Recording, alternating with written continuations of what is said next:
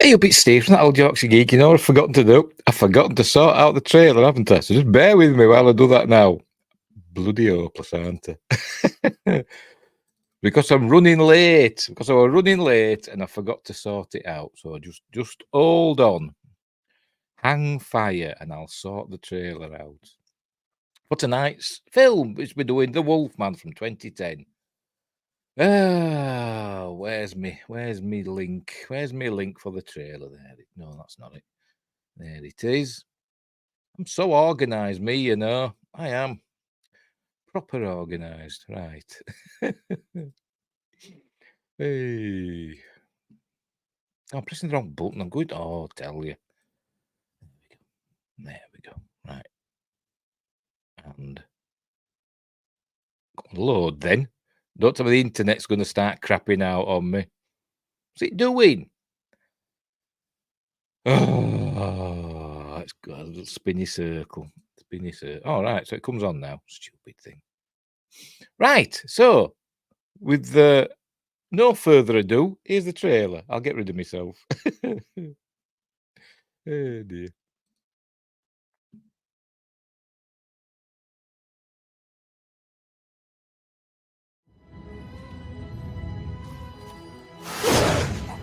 It was 25 years ago that my father found him. He was torn to pieces and half-eaten.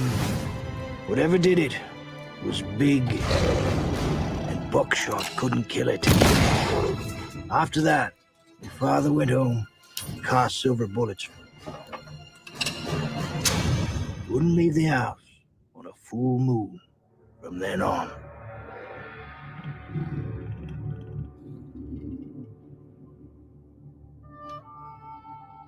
Lo and behold, prodigal son returns. Hello, Father. You've come for the funeral. What happened? Your brother's body was found in a ditch. He'd been torn to pieces. If there's anything you need, please let me know. I want to know what happened to him. Francis Aberline, Scotland Yard. I cannot stress enough the mortal peril you're in. What kind of animal could have done such a thing? You're risking your life. Darkness comes for you. He's been quite seriously injured. Thank you for staying with me. Now we know it's still out there.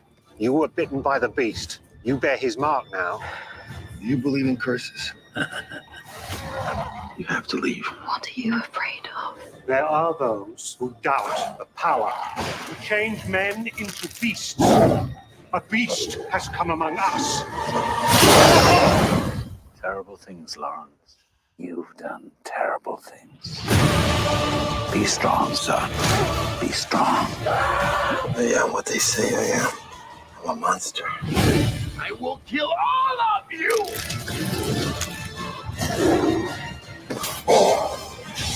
Let me help you.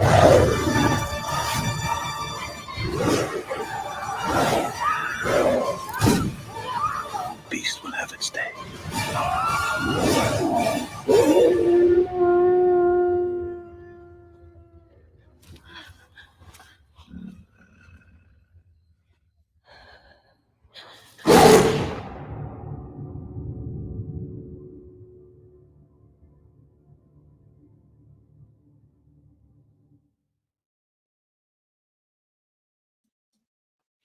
Right, I'm back. Right, we finally got that to work, didn't we? We finally got there in the end. So that was the trailer for The Wolfman from 2010. Some might argue this was the first film in the Dark Universe, which technically it wasn't, but you know, you could say that, couldn't you? But anyway, that's a film I really like. It's something of a guilty pleasure, so we're covering it tonight. And Win Grace is here saying, finally took the chat forever to load. I think the internet's playing up. Not mine, I think just generally. I think the internet's playing up. It's probably a big conspiracy. What's that there? Win Grace. Win Grace on his channel, by the way. I just put up a post, not a post, a poll. Who would win? Not Donna or Arms. I'll share that with you. And you can go over to Win Grace's channel and vote. There you go. Not Donna or Armus. Who would win? Oh, heck. I don't know. I'd say Armus myself. I'm going to vote for Armus. There we go. 50-50 now. Who else voted? I don't know. So go over to Wyngrace's channel. Just search for Wyngrace Project, and there we go. Right. Just thought I'd share that with you. If you don't know who Not Donna is, it's from Doctor Who. And if you don't know who Armus is, it's from Star Trek. The Next Generation. Right. And Joshua's here as well. I has arrived. Yay. Right. So, The Wolfman from 2010. Obviously, not technically, it is a remake of the 1941 original, which we covered back in the day. Way back, I think it was Appointment with Fear number 18 or something like that. We did a double bill, The Wolfman and Frankenstein Meets the Wolfman. It's a remake of that, obviously more gore and slightly better transformation effects and a different ending. But there we go. Directed by Joe Johnston, who used to work for Industrial Light and Magic and then went on to become a director. The Rocketeer, Honey, I Shrunk the Kids. What else has he done? Captain America, The First Avenger, which is still one of my favourites, along with Guardians of the Galaxy, my favourite of the MCU films. And he's done this as well, starring Benicio Del Toro, Anthony Hopkins, Emily Blunt, Hugo Weaving, and lots of other British character actors. What else? Music by Danny Elfman, which I didn't know. It doesn't sound very Danny Elfman-y. I was surprised when I read that it was Danny Elfman, but it is. Joshua's voted for Armus as well. Yes, I think Armus would beat Not Donna. Right, so before we start, like and subscribe, share the videos, drop a comment, hit the notification bell if you're subscribed already. We're live. I'll just better double check. We're live on YouTube and Rumble and Twitch. Twitch took a while to load up as well, but we are going. Later on, I'll upload it to Spotify, Amazon Music Podcasts, and Google Podcasts. And what else? I'm also on Facebook, X, and Twitter. Links are in the description. Oh, that's the film we're watching, The Wolfman. I've got my trusty old Blu-ray out. But the links in the description are also for my 2 books, because I've got to plug them. Mercury Rapids, light-hearted sci-fi action adventure about UFOs and stuff. Silent Predator, about short horror novella about big cats eating people in North Yorkshire and the North Yorkshire village. Right, The Wolfman. Right, let's just get on with it, shall we? By the way, it also don't star him, but also features Spencer Wilding, who's somebody you may not know the name. But he does the convention circuit, particularly in the UK. I presume he's been to America as well. Does a lot of stunt work and like monsters and creatures and aliens. He's a big fella. He were in Guardians of the Galaxy. Remember the fella that stole Peter's earphones and they were listening to them, that alien, when they were in prison? That's Spencer Wilding. And he also played the stunt werewolf for Benicio Del Toro in this film. And here's a picture. There we are. There he is. I've got his autograph to Steve. Much love, Spencer Wilding. I can't remember where I got that from. Might have been York Comic Con.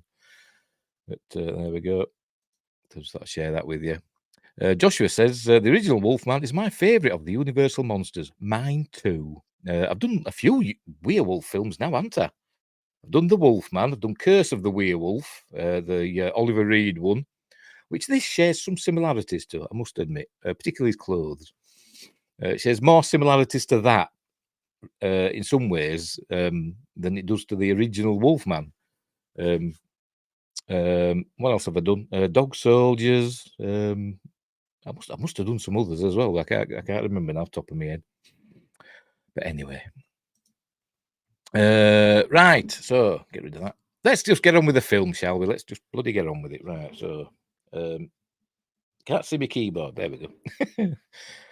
As usual, I'll not be just playing the film because I'll get into trouble with YouTube. So we'll go through it in a series of stills. I'll talk about it, and I don't know a whole lot about this film, to be honest. On the DVD, the Blu-ray, there isn't a commentary, so I couldn't glean any information from there. There's some making of, but there's not a lot on there, to be honest. Yes, The Howling. Yes, I've done that as well. Yes, and American Wolf in London. I've done that as well, haven't I? Yes, so I think I have. Yes, I have. I'm sure I have. What else? I haven't done Ginger Snaps. I'll have to do Ginger Snaps one day because that's a good one. That's a good one. Yes, I might do that one day. Any other good werewolf films I can think of? I've done, well, it's not a werewolf film, is it? People call it a werewolf film, but it's not. Wolfen, but it's not. They're just like, it's like a civilization of wolves, isn't it? But it's got wolves in it. Right, anyway. Yes, to American, a Ginger. Yes, I like the Ginger Snaps films. They're very good. They're very good. Because it's got, what's the face in? I forgot her name now. Me and names, you know what I mean. Anyway, American Mary, she were in that. You know, what's her name now? Catherine Isabel. She's very nice to watch. Anyway, I digress. Right, I'll make myself titchy tiny and we'll get on with this film, shall we? We'll get on with this film. Right, there we go. Up it comes. Right, off we go. Is it going to come on? I'll just wait and make sure it comes on. There we go. Oh, this is nice, by the way. This is nice. By the way, I forgot to mute it. There we go. This is a nice homage to the old Universal monster movies. A redo of the old. I used to like the one with the little plane that used to go around, like Superman theme, but different. That's a nice homage there. Excuse me. So off we go. Then what happened? Then when Relativity Media. My cat were watching this. Princess was over there hogging the fire again. I was watching it earlier on, and she was sitting on me. We were both watching the film, and she was transfixed by this. This ident. Must have just been the flashing lights or something. She was like staring at it. Bless her. Right, so we begin with the voice of Maleva, who in this film is played. Shut up, Alexa. Alexa telling me something. Maleva, who's played in this film by Geraldine Chaplin. Obviously, in the original, she was it Maria Uspenskaya? But here, this is saying this little poem that they say. But before we go on, Joshua says another one to check out that I particularly enjoyed is Werewolf: The Beast Among Us. I think you've told us about that, and I don't think I forgot to look it up. Could come up with more werewolf movies if necessary. Yes, I've seen a few. There's one that's set in. It's a British film, but it's set in a cowboy era, the Wild West sort of thing, in a Wild West town. I think it's a British film. I can't remember what that was called, but that's a werewolf film. It's not bad for a low budget flick.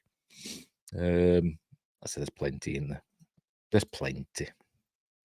Anyway, back to this. Even a man who is pure of heart and says his prayers by night may become a wolf when the wolfbane blooms and the autumn moon is bright, which is what they said in the original, didn't they? They updated it for Frankenstein meets the Wolfman to when the moon is full and bright. They got rid of the autumn bit because they thought, why is he just an autumnal monster? But they've kept with it here. But they say in this film it's just every full moon. They don't really say it's autumn, but it seems to be set in winter because there's no leaves on the trees, so it's like autumn winter time. So off we go. Right, this is like a prequel, not flashback scene. It's a pre-credits scene. That's what I'm trying to say, with the moon, and we see a chap walking through the woods saying, "Show yourself." And there we go. We learn this is Blackmoor, England. Not Richie Blackmore, the guitarist from Deep Purple, I think so, and Rainbow. Blackmoor, England. Remember? Hang on. Windgrace is talking. Isn't the movie talking about Blood Moon from 2014? It could be that one. I can't remember. It could be that one. But it wasn't bad. Some of the accents, obviously, English actors doing American accents were a bit iffy. But for a low budget film, I quite enjoyed it. Where were we? All right, set in Blackmoor, England in 1891. Obviously, the original was set in Llanwelly in Wales in, I think, contemporary times. for the time. I think it was set in the 1940s or whatever. But here we're going back to 1891. And this is Robert Talbot. I think it's Robert. Who is going to be Benicio Del Toro's brother. Wingray says, I mean, in 2023, all Americans in movies are played by Brits or Australians. Brits or Australians. I don't know why. Maybe we're just better at it. Anyway. Right, so here he is. He's looking for somebody. Is Robert Talbot. And he gets got. Something gets him. I think we're going to see some. There we go. Here we go. Let's first look at the Wolfman. Spoilers, there's more than one. There's more than one. Well, there isn't the original, isn't there? Because in the original, it was Bela Lugosi that were the first Wolfman, wasn't it? Who were called Bella in the film, or Bela. But this is the original Wolfman in the film, and it gets Robert Talbot and kills him. There we go. But not straight away. Slashed him across the face, slashed across his gut, and he's running off. Here he gets to this like mausoleum place. By the way, a lot of this film were filmed at Chatsworth House in, I think is that in Derbyshire. It's one of England's, finest stately homes. So let me double check. Filming. Where are we? Chatsworth House. Yes, Derbyshire. Yes, Derbyshire. Also filmed at Pinewood Studios and yes, Chatsworth House in Derbyshire and Castle Combe in Wiltshire. And when we see the village of Blackmoor, that were in Laycock in Wiltshire, a village conserved by the National Trust for places of historic interest or natural beauty. So there we go. That's where there are also scenes filmed on Dartmoor in Devon, at Foginter Quarry. What else? And Stowe House, which is in Buckinghamshire, a stately home in Buckinghamshire. So there we go. Lots of stately homes in this. Right, so he's headed to this mausoleum type place. There he goes. And if you watch the intro, you'll have seen this this appear, this Wolfman hand. But this isn't, the Wolfman, is it? It's the first one. Here he goes walking up another, throwback to the Lon Chaney Jr. Wolfman. He walked on tippy toes, didn't he? Which is cool. And then he gets got. Oh, here we see he's just happens to be on must be the Talbot Mausoleum. Which hand is that he's got up? Oh, it's his right hand, isn't it? Oh, goodness. Got his must be his engagement ring. I don't know. Third finger left hand, isn't it, for engagement and wedding rings? But anyway, never mind. Because he's engaged to Gwen Conliffe in the film. Right, the Wolfman, there's the intro. And then we cut to, this is Lawrence Talbot. He's in London doing Hamlet. Alas, poor Yorick. There we go. Giving it all that. In this film, in this version, he's an actor. In the original, he was like an engineer or something, wasn't he? Because he went to, well, his brother had died. I don't know how did his brother died in the original. Do we not know? Was he killed by a werewolf, or did he just die for something? I can't actually remember. But he went back for that, didn't he? And ended up fiddling with his dad's massive telescope. So I think he was like some sort of engineer or something like that. But in this, he's an actor and he's been raised in the United States, hence his American accent. Joshua says, two others I may have mentioned that require viewings. The Cursed. Yes, you have mentioned that. I can't remember if I've seen it. I think I have got it, I think. I can't remember. Is that, I don't know. I might say, I can't remember. And Howl, I've definitely seen that one. Howl, that's not a bad one. Another low-budget British one set on a train, isn't it? So they just had a train. Obviously, they must have got older. We've got a carriage. We've got a train carriage. What can we use it for? Let's do a werewolf film. So there we go. and Win Grace. I think I watched Howl. I have to go and double check. It's not a bad film, actually. It's not a bad film for a low-budget British werewolf thing. I think I've seen The Cursed, but I can't actually remember. Anyway, so he's an actor in this. Is treading the boards, doing Shakespeare. This is the lovely Emily Blunt hiding behind some opera glasses.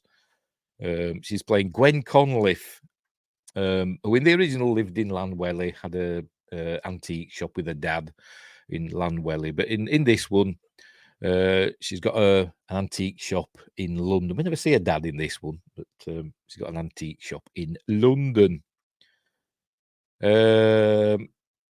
Pertwee for the win, says Joshua Kanapke. I know he's in Dog Soldiers. Is he in Howl as well? I can't actually remember. It's been a while since I've watched that one.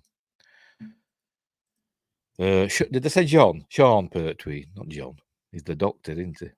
Anyway, right. So afterwards, after the performance, they're all reveling at the actors, and here he is. And actually, we see him. Let's see if it shows it now. Come on, show us, because it'll go too far if I just do the skip. He's got his right hand in this little bowl, and I wonder why. I don't know why. Hang on, see it. There we go. It's like he's bathing his fingers for some reason, and I don't know why. If you know, tell me. If they did an audio commentary, they might have told us, but I don't know why he's bathing his fingers. Maybe it's a bit of cramp with holding that skull. I've no idea. Original The Wolfman, Talbot's brother died in a hunting accident. Oh, right. So I couldn't remember how he died. He wants to moisturize his fingers. Well, obviously. But for what reason? I don't know. Anyway, so he's doing that. And they're all reveling. He looks a bit tired. All the other cast members are having fun. I think Gwen arrives. So she says, I am the fiancé of your brother. This is where he learns his brother's died. So kicks all the rest of the cast out till they move their partying to the pub. So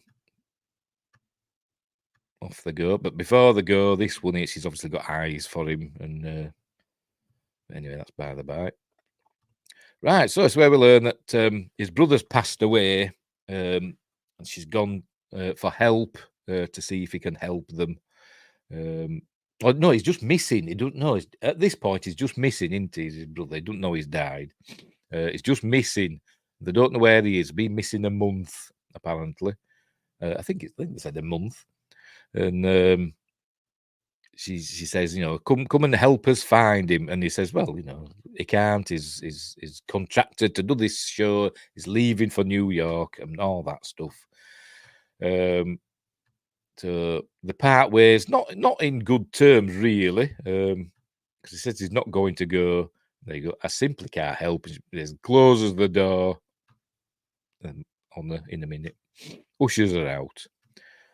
And she thinks he's not going to go, but he obviously thinks about it. What's he got there? I don't know. So obviously changed his mind. And then we see he's on a train, asleep on a train. Maybe it's the Hogwarts Express. Then he's falling asleep and he wakes up and we see Max von Sydow opposite him. And DJ's here. Yay. Hello, friends. Hello, DJ. Welcome to the show. We haven't got far. So we see Max von Sydow is there in I think, unnamed role, I think. I don't think he's got a name. Let's check. Let's check on the IMDb, see if that says anything. I don't think he's got a name, because this was actually cut out of the theatrical version. Max von Sydow, where are you? Where are you? You're not even there, look. Not even there. I'm going to have to go to all cast and crew. Unbelievable. Let's keep scrolling. Come on, where is he? Where the bloody hell is he? Can't be here somewhere. Max von Sydow, for Christ's sake. Aren't he showing him? Keep scrolling. I'll find it. I don't care. We're live. I'm going to find the thing.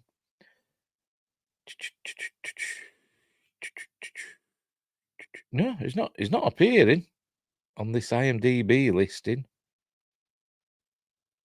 No. Oh, there! Finally. Third up from the bottom, Max von Sydow. That's disgraceful, isn't it? Passenger on train, only in director's cut, uncredited. Yes, passenger on train. That's all we know him from. But he does have a connection to other werewolf lore. Yes, he's uncredited. As I said, this was just in the director's cut, the unrated version. But as we see, he's got this silver-topped cane, which is reminiscent of the one that John Talbot had in the original. Claude Rains had in the original, and we learn that. See if it says. Is he gonna? There we go. I purchased this one in spelling mistake, Gavaudan or whatever, which is a French town where there's the famous werewolf story, the werewolf story that were made into the film Brotherhood of the Wolf. So he were obviously there. Running down that beast, maybe. And that were in the 1600s, I think. So I don't think he's that old, is it? DJ says, Benicio Del Toro really is a special actor. He's good. I like Benicio Del Toro. Didn't like him in License to Kill. Didn't like him in that. He was a baddie. Where are we? There we go. Passing on train. So we will call him POT. Yes. That's where the curse is set. Or is that set in that? Is that based on that French werewolf tale? Right. Oh, it's either a monster tale or a werewolf tale. There's different versions in it of the same story. I think in Brotherhood of the Wolf, it turns out to be like just a big cat or something, a lion or something that's been made to look more monstrous, a bit like Hound of the Baskervilles, I suppose. But anyway, so he offers the cane for some reason, don't know why, to Lawrence. As we see, it's got a sword inside, and he says, I can't accept it. It's too much. So he says, fair enough. And then he falls asleep again. And then when he wakes up, we see that he's arrived at Blackmore. There's a sign and goes past outside.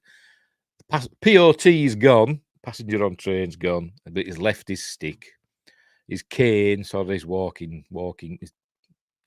stick.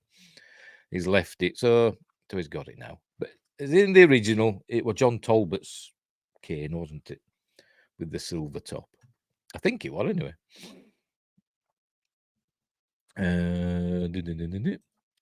Joshua says, I want one or t'other of those canes. Yes, they're cool. They're cool. Right, so here we go. They're heading to the Talbot estate. I like this as they go through these, lonely gates or gate posts. As you can see, one of the globes on top is broken, making us think that obviously it's in need of repair. It's a bit ramshackle for a stately home. It's a bit ramshackle, as we see when he arrives. It tells the knocks on the roof, driver, stop, and he wants to walk the rest of the way. This is where we get us. Look, this is Chatsworth House in Derbyshire, and they messed it up. I presume they did this digitally. I think for the close-ups, they probably used practical things, but I think for these wide shots, it's probably been messed up digitally. Doesn't look like that in real life. It's very impressive in real life.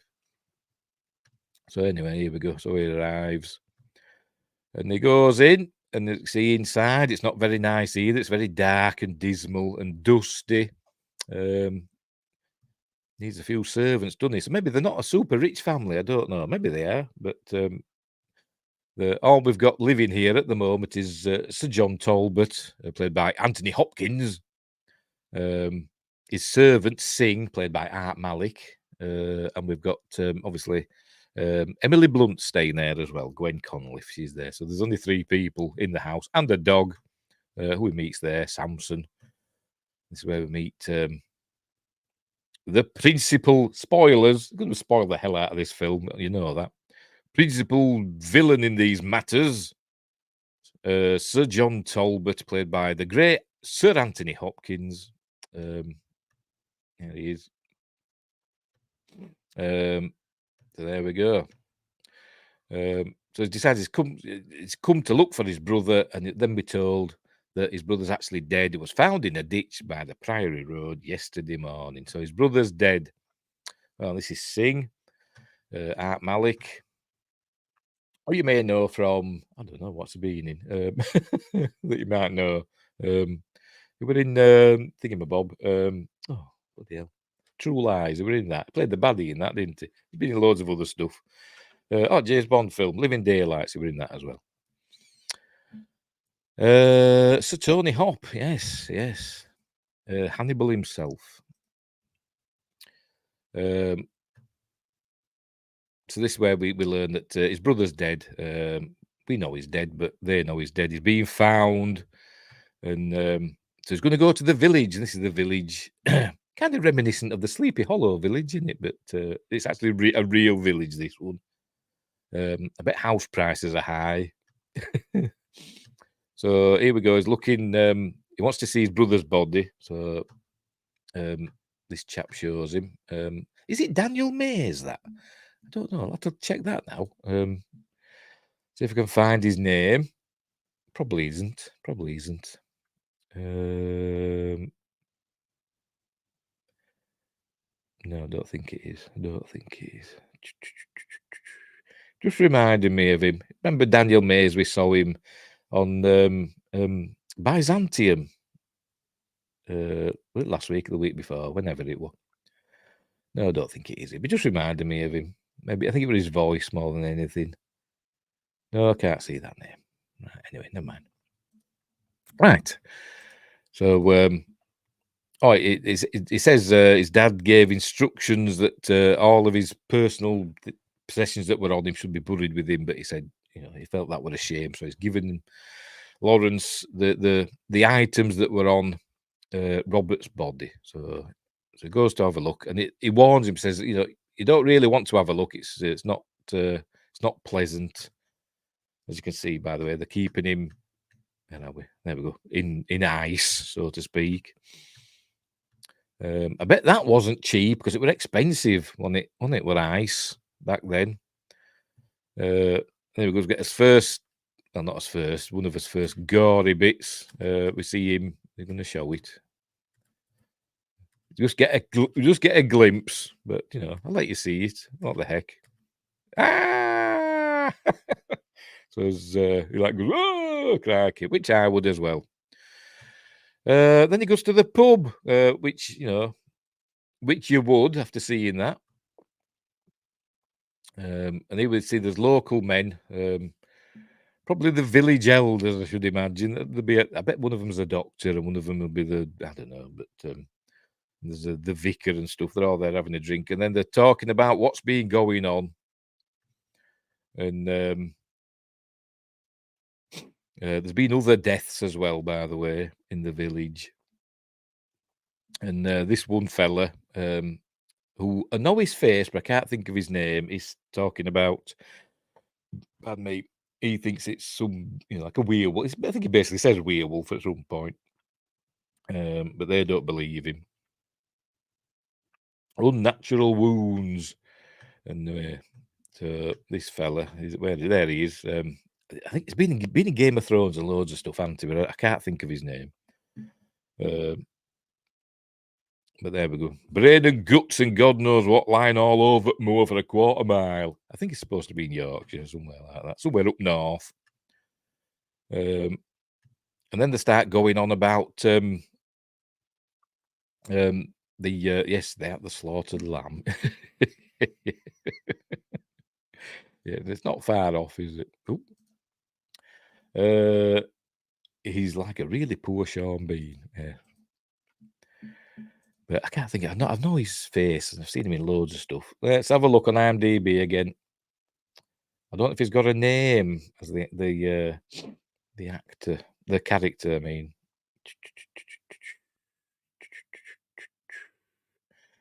no, don't know. Villager, don't know.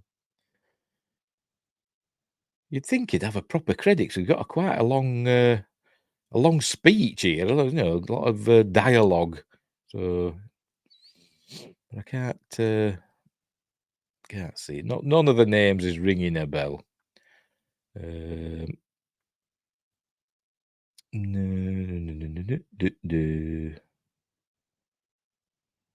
No. And by the way, Rick Baker's in this film. Who did the transformation effects, the werewolf effects? He's in this film later on. See if we can find him when we get there. Right. So anyway, they start talking about. That's where it says, "Won't leave the house on a full moon." It was his dad. He thought it was a werewolf, and they're all scoffing, and then they start talking, bad mouthing the Talbots, especially Lawrence's mother, who passed away when he was a child, and they call her like a gypsy. Nasty word. There we go. There you go. That's what they say about her. And obviously he's not happy about that, so he goes over and tells them so, and throws his drink over one of the chaps, and then gets thrown out for his troubles. And says, "My mother wasn't a whore. Lawrence Talbot, by Jove!" Right, so then we're back at Talbot Hall, getting ready for dinner. Gwen's not eating. I'm not surprised. The baked eel doesn't look very nice. Maybe it's lovely, but it just doesn't look very nice. So she asks for something simpler. Anyway, they start falling out a little bit about the villages and stuff like that. But you know, they don't get on. Lawrence and John don't get on, which is why he left, basically. When he was a child and essentially raised in America. I don't know who raised him in America. Don't know, but apparently he stayed there. Got to say, baked eel doesn't sound. It doesn't. Or jelly deals, baked eel pie.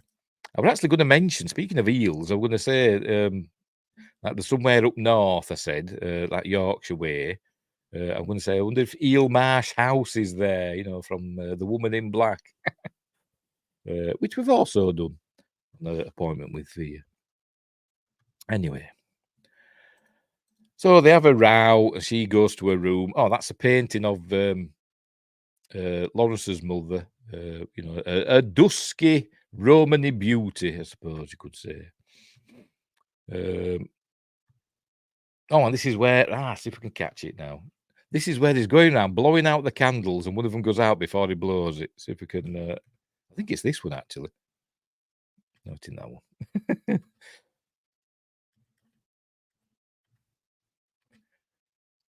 Come on, but they hate the skip that won't skip far enough. Come on, keep going. Oh, never mind. Anyway, one of them goes out before he blows it. Before he goes, you hear him do the noise, but it goes out before that. It might have been that one. I don't know. I prefer The Lady Wore Black, but The Woman in Black is good too. I don't think I've seen The Lady Wore Black. But I like The Woman in Black. It's a cool film, the Daniel Radcliffe one. The one from the 80s, the TV version is okay. People rave about that, but I think the Daniel Radcliffe one's better. Personally. Anyway. Oh, I meant the song. Oh, right, okay. I thought there were a film. There might be a film called The Lady Wore Black. You never know. Anyway, so they're still talking about this and that, and they're talking that it was a man that's been killing people, a lunatic loose on the moors, not an animal. Is it by Queensrÿche? Oh, right. Lady Wore Black. I've only got one Queensrÿche album, which is Operation Mindcrime, and I don't know if it's on there or not. I don't know. I've probably listened to it once, to be completely honest. I do like Queensrÿche. The songs I've heard, but I just haven't heard that one. Queen of the Reich and all that, and but anyway, whatever. There's his telescope in the background. It's a bit bigger in the original, but not in this one. So they're talking about the circumstances of Robert's death, and they're thinking, do the gypsies have something to do with it? And it says Robert, were in good favour with the gypsies. They were kind of friends with them because he negotiated with them. He doesn't think it were the gypsies. And now he's going looking at the moon through his telescope. There we go. There we go. I presume that's a CG moon, probably. But on there goes, she exerts enormous power, doesn't she? In his Welsh accent. By the way, they've got a Welsh actor playing an English nobleman, Sir John Talbot, and set it in England. Why? Why did they just set it in Wales again and have a Welsh actor? But anyway, that's by the by. Right, so looking at the moon. But obviously, he's looking at the moon. So obviously, just the moon's appearance doesn't make him turn into a wolf because he's looking at it, isn't it? Unless it's because he's got them glasses on. I don't know. Maybe they're anti-werewolf changing glasses. Anyway, just looking up, says Operation Micro and Empire, both great albums by Queen. Right? Yeah. Yep. Yes, Brit swapping. Yeah, swapping English people, Welsh people. This movie's woke. It is. Turn it off. Not watching it anymore. Anyway, right. So what's he doing now? He has to see Gwen. So she's got a servant, and there is one shot later. It might be later. It might be this bit actually, or is it later? It might be later. We get to see a bit of Emily Blunt's side boob. So keep an eye out for that. He wants to see her, and he's asking her, how she is and all that. And there you go. He's got the ring that I presume it's the engagement ring that John were wearing. Not John, Robert were wearing. So he's given it back. There you go. She's all emotional.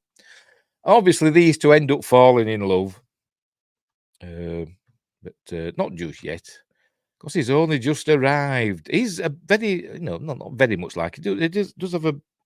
He's a bit like I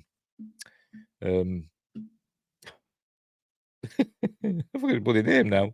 The original actor. Oh God, what do they call him now?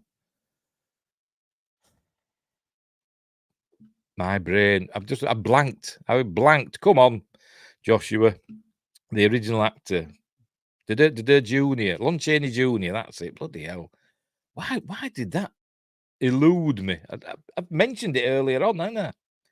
It does have a similar, kind of build, doesn't it, to Lon Chaney Jr. Because he's a big fella, wasn't he? And a similar sort of, downbeat, all the world's problems are my own sort of bearing on him, hasn't he? But anyway. Right. He has a little flashback now of him and his brother as kids. So obviously was their bedroom, and there we go, a little flashback. What's he found? I found some toy soldiers and all that. And then he's thinking back to the night his mother died, I think. Getting a lot of flashes. Here we go. Oh, a little bit of topiary, a rhino, and a gorilla we're going to see coming there. There we go. Bit of topiary. This is where I think he sees his mother. There you go, his dad, a de-aged Anthony Hopkins, who's, for God's sake, is holding his mother's body, and being led to believe, there you go, that she killed herself with a cutthroat razor. There we go. But we learn later on that's not what happened, and that's how he's just remembering it, but that's not what happened. Right. It's funeral day. Time for Robert's funeral. Off they go. He's got his anti-werewolf glasses on again. Because we've just seen the moons up. Has Del Toro ever played a mummy as well? Not as far as I know. But Lon Chaney Jr. did, didn't he? And he played Frankenstein's monster, didn't he, as well? They weren't well treated, were they, those old Universal actors? I mean, they were stars, weren't they? But, you know, they were really not really well treated, and you know, they had to take whatever parts they could. Sometimes they were forced into them sometimes, weren't they? But anyway. Right, it's the funeral, Robert's funeral. Here we go. So they're putting him in the mausoleum, the family mausoleum. And he is Lawrence talking to Gwen by this waterfall. Oh, there you go. There you go. Shipped him off to his aunt in America. So that's who raised him. I was just asking that, wasn't I? I bet they're real crocodile skin suitcases. So she's going. She's going back to London, I think. Or she's getting ready to go back to London, or is he getting ready to leave? Can't remember. One or the other.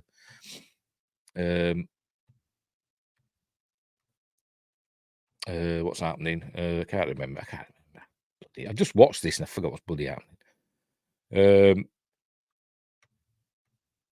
I think he's going to trap him now. I think we're going to find out who the main baddie is soon. But what's happening now? Oh, yes. That's later. He's going. He's investigating. Is Lawrence, and he's going to go to the gypsy camp. And here we go. They find him in their traditional gypsy caravans, and there we go. We're learning that the woods are not safe. They've got a bear, by the way, of these gypsies. They must be like a dancing bear thing or whatever. And some of the locals think it might be the bear that's been killing things and people. So the directing to Maleva, that was Robert's like a talisman thing, whatever. St. Columbine or something like that. So they're sending to Maleva, and remember it was Maleva's brother, wasn't it, in the original Bela Lugosi, who were the werewolf, but not in this. The gypsies are blameless in this. But anyway, meanwhile, locals from the village are out looking for the. Well, I think they're blaming the bear, as Wingrace says. Typical, blame the bear. Yes, they want to take the bear into custody, so to speak. This is Rick Baker. There we go. That's Rick Baker, isn't it? I think he's the first to get got, apart from Robert, obviously. There we go. Yes, he is. Look. Go on then, get him. There we go. Rick Baker's being got by the werewolf, and never mind. I think that was his real hair as well, wasn't it? I'm a bit like Rick Baker, aren't I? Just not as rich and talented. But I've got to admit, the makeup effects in this film are good, but the transformation scene could be better. For a $150 million movie, which is what the budget was for this film. By the way, it lost money. It didn't make its budget back. They could be better. They're a bit CG-y. You'd think with Rick Baker being, in charge of the effects, they'd gone, practical. But we'll get there. Right. So they're wanting the bear, but obviously the gypsies don't want to hand it over there because it's a CG bear. Looks it, doesn't it? But then the werewolf. I think they call it the werewolf in this. I think Lawrence is the Wolfman, and the other one is the werewolf. I think that's how they describe it. In the chapter titles, the DVD and Blu-ray. Because we see. Oh, never mind. Right, so all hell's breaking loose now. People are getting got by the werewolf, like that fella. He doesn't look well, does he? And then another one there. He doesn't look well either. As I said, it's a lot gorier than the Lon Chaney Jr. one. This fella's going to get got. I think he shoots at. I think that was an innocent man he just shot, wasn't it? Shoots at an innocent man and then gets got from behind. There we go. Little CG blood sprays. Joshua says, if I remember correctly, Baker got overruled a bit on the CGI versus practical. I'm not surprised. It didn't actually say on the. As I said, on this, there might be another version, another better Blu-ray, but the special features on here are not very in depth. There's a couple of makings of, and that's about it. There's no audio commentary or anything. There might be a better one out, but it doesn't say anything about that. And I was thinking, why have they gone that way with the transformation of it? 2 CG.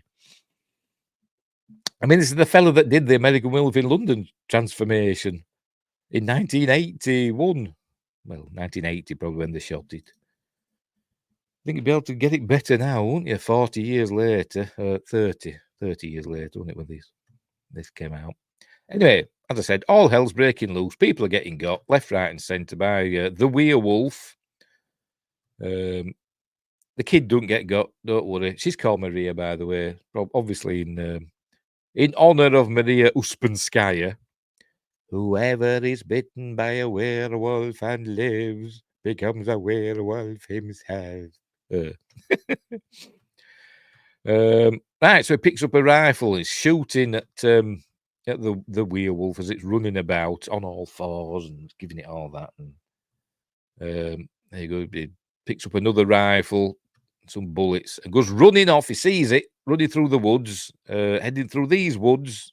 Pointing there we go, through these woods, heading for this Stonehenge type thing, a stone circle. Hashtag make movies practical again. Yes, do. I mean, use CG to cover up, creases and, mistakes or, wires and stuff like that. Fair enough. But make stuff practical again. Anyway, oops. Right, so off he goes, chasing this the werewolf. There were a kid as well. A little gypsy boy went running off as well for some reason. I think he's fine. But anyway, this is where Lawrence gets attacked. The werewolf gets him and bites him. It's all very atmospheric, by the way. And this is kind of reminiscent of American Wolf in London. Now he looks up, the werewolf drops down on him and bites him. Better make sure we're not getting a copyright strike. No, we're fine. Speaking of practical and CG to tidy up, Godzilla -1 was fantastic. I haven't seen it yet. But Windgrace is going this evening. To be honest, I thought it would be all CG, to be honest. These new Godzilla films, I thought they were all CG. Just CG made to look a bit like a man in a suit. But I don't know. Looking forward to seeing that, though. Looking forward to it when I get round to it. But meanwhile, Lawrence is getting bit. And here we go. It's kind of reminiscent of American Werewolf, isn't it, at the beginning? And it runs off into the fog, because it's England. Oh, Josh Temple's here. Josh Temple's here. He's going tonight with his brother. And Josh Temple's going again this weekend. This one from Toho and Big G's, a dude in a suit. All right. I thought they were all CG. Just made to look like, the old style ones. But obviously I'm wrong. Right, so he's injured, is Lawrence, being bit by the werewolf, so they take him to Maleva and she sews him up. They go, once he's bitten by the beast, there is no cure. And she's sewing him up. And they say, the gypsies are saying they should kill him. And Maria won't, because that's a sin. So she's just sewing him up. And all that. The main, but he can only be released by someone who loves him. Remember that for later. Right. So then they take him back to Talbot Hall, and Gwen's come back. They take him in, and then we get a bit of a what do we call it? A montage. Get a bit of a montage of him being nursed back to health by Gwen. Gwen's come back. There she is, and we're seeing the phase. It's obviously days have passed. It's going to end up being a month later, you know, for the next full moon. And he's getting better, but he's having nightmares of this scary wolf-like kid who we'll learn about later. You're just mad. Your favourite actor in Matthew Broderick isn't in it. Bloody Matthew Broderick. Anyway. And then there's another dream. He sees the werewolf again. Obviously, it's all dreams and illusion. And right, so he's still nursing him and getting closer to the next full moon. Oh, and she comes down with a bedpan thing full of stuff that she's been washing him with. And she has this little sort of like a non-conversation with Anthony Hopkins, John Talbot. He's just staring at her, eating an apple. And she's saying, can I help you with anything or whatever? She's very polite. And he's just standing there staring at her for what seems like ages. And I don't know why, to be honest. I suppose it's just to show he's a bit of a nutter. Or maybe he's just acting like a dog, because dogs just stare at you, don't they? A bit like cats. Right, so this is Singh. He's going to see to him. There you go. But he said to her, I thought you were leaving, but she came back because he needed looking after. Here the doctors come to check on him and his wounds. There you go. His wounds are healing really quickly. There you go. I would have said you'd never use that arm again, but he's fine because he's got the power of the Wolfman, hasn't he now? So, but anyway, off the doctor goes. It's where he's saying he appreciates that she came back to look after Lawrence because with Robert gone, she was kind of part of the family, because she was engaged to Robert, and but not anymore. She didn't have any obligations, did she? Now to the family, so he's saying he appreciates that. But anyway, well, there we got that little exchange between them. Now what's happening? There we go. There we see his wounds almost completely healed now. And here's Singh cleaning his rifles. And we learn that he's got silver cartridges loaded with silver for some reason. But there we go.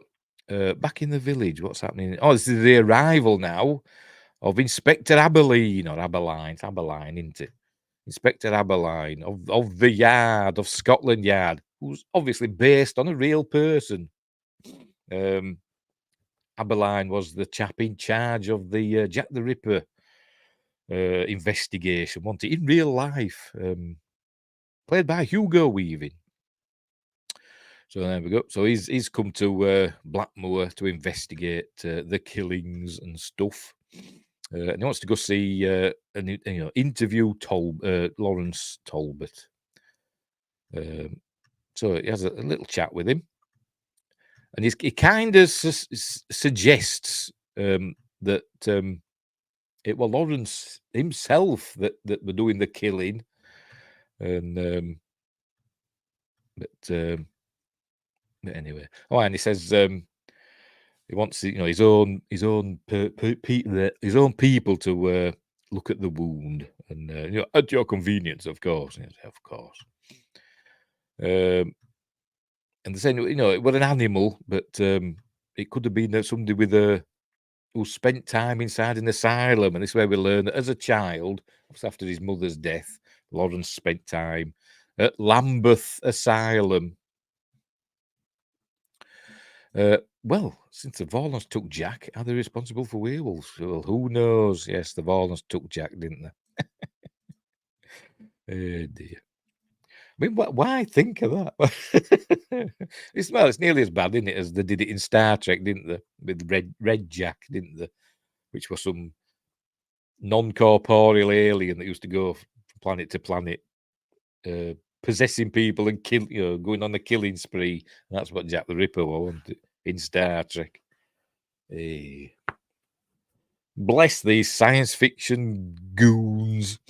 Anyway, so he suggests that maybe it was Lawrence himself that did it, and they go, I get your implication and I resent it. But anyway, that's where we learn he was in charge of the Ripper case. But he's a bit of a fan. He doesn't say fan, say, I admire your work and all that. But anyway, so that's their encounter. Right, skipping stones. Talks to Gwen again. This is where they're starting to get a connection now. You know, she's nursed him back to health, and now they're getting the romance is starting to blossom a little bit. It teaches her to skip stones. There we go.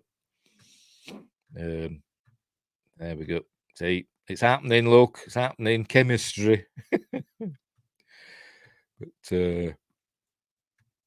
But then we learn that he's got super ace hearing now because he's been bitten by a werewolf.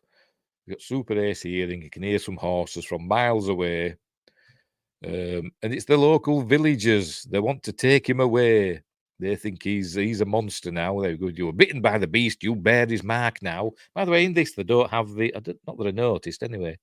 In the original, they had the 5-pointed star appears on the palm of, the hand or whatever, doesn't it? To show that either that you're the werewolf or it appears on the next victim's hand or something like that. They don't have that in this. So they want to take him away, but John Talbot comes out and with his shotgun, and he shot at them, but obviously missed. And he says, if you don't go, my manservant is a crack shot with a repeating rifle. And so they all go, and then we learn it's not there at all. They were lying. But see, the villagers, they want Lawrence because they think he's going to turn into a monster. But anyway, and that's where he says, you're not the only one in the family who can act, when they were lying about being on the roof. Joshua says, do you think Dracula's portions set in London were based a bit on Jack the Ripper? Well, possibly. Well, it was written after that, wasn't it? So you never know. It's entirely possible, I suppose. But anyway. But really, Dracula didn't really tear people apart like Jack the Ripper did they? Did they? They just bit him. I mean, particularly the final, Mary, Mary Kelly? Is it Mary Kelly? I can't remember, something like that, isn't it? She was, all the guts and stuff were all thrown all over, weren't there, in that one? That were horrible. Speaking of Jack the Ripper, there's a few good Jack the Ripper films out. I like the one with Johnny Depp in, From Hell. I think that's a good one. And I like the is it a Bob Clark film? I think it is. The one with Christopher Plummer as Sherlock Holmes, Murder by Decree. I like that one as well. There's one with Michael Caine as well, isn't there? That's not bad. A few good Jack the Ripper films out there, but I like the ones that they try and make out that it's the royal family, because I wouldn't be surprised. Anyway, back to this film. What's going on? So that's where we're learning that he's getting stronger and stronger. Yes, it is. Yes. From Hell is based on a comic. No, I've never read it either, but yes, I know it's based on a comic. And it's a decent film, although a lot of people don't like it, but I think it's pretty good. That's got Aberline in it, I think. Is it Johnny Depp plays Aberline in that, and is it like a morphine addict or something like that? Anyway, is it morphine or is it the other? What they call them, where they have them dens. What is it? Not cocaine. Opium, innit? Opium addict, in that. But anyway, that's by the by. So here we go. See, his heightened senses, sensing a heartbeat and a pulse and all that, and look, so he's freaking out a bit. Right, what's happening now? He wants her to go. That's it. He's realizing something's wrong with him. So he wants her to leave, and he's afraid he's going to hurt her. He says, if anything happened to you, I'd never forgive myself. So he puts her in the carriage and sends her away back to London. Now what's happening? Oh, it's that fella again. I wish I knew his name. I've seen him in loads of stuff, and I can never remember his name. I get him mixed up sometimes with I forgot his name, Ralph Heinsohn. That other fella who's got a deep Yorkshire accent. He was in the Vivitch and other stuff. I get him mixed up with him. Right, so what's happening next? That's Aberline going around doing stuff. Yes. He's having silver stuff melted down, made into bullets. That's what he's doing. Or the locals are. The locals are doing that, aren't they, I think? What's happening now? He goes to the pub. There's Aberline now. By the way, see, there's a full moon. So it's all going to kick off. That's the local holy man. Anyway, Aberline's gone to the pub. They're all wondering why he's sitting there. This is my favourite line in the film. I'm going to say it when she comes over. Go on, say it. Oh, never mind. Was it in a minute? She's saying why he keeps that pint of bitter, please. For some reason, his delivery just makes me laugh. If I can.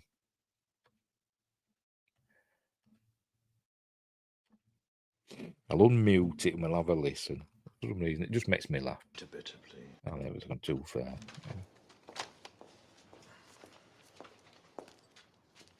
Pint of bitter, please. Pint of bitter, please. Hey. He's asking why is he there? Why it should be out looking for the monster. And he says, so the other villagers out there looking for this beast. And he says, well, since like 90%, like 200 and something of the 300 people that live here, live in this village, live within 500 yards of this pub, I should really stay here. This is the most likely place for the beast to strike. But there you go. Seeing that 214 of the 309 residents of Blackmoor and its environs live in this area, you should stay there. What? I'm busy. Princess meowing at me. Anyway, there he says it again. Pint of bitter, please. But while this is happening, I think people are going to start getting killed in a bit, but not just yet. Almost, it looks odd, doesn't he? In this, it looks as though he's made himself up to look like an actor, treading the boards actor at stage. But it looks very peculiar, doesn't it? Looks totally different to it does in the rest of the film for some reason. Don't know why. Anyway, Lawrence watches his dad heading somewhere, so he follows him and ends up in this. There's Singh doing stuff.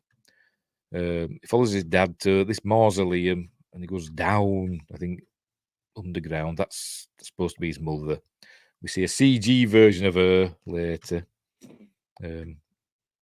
Marble coffin lid.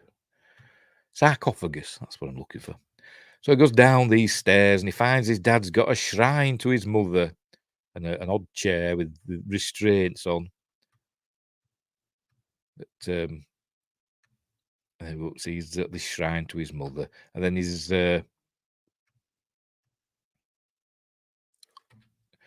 look into my eyes, Lawrence. And his dad traps him down there, or he traps himself, locks himself down there. And as he backs off here now, we see his eyes glowing. Is it this bit? Is it this bit? Come on, do it. Not going to do it, is it?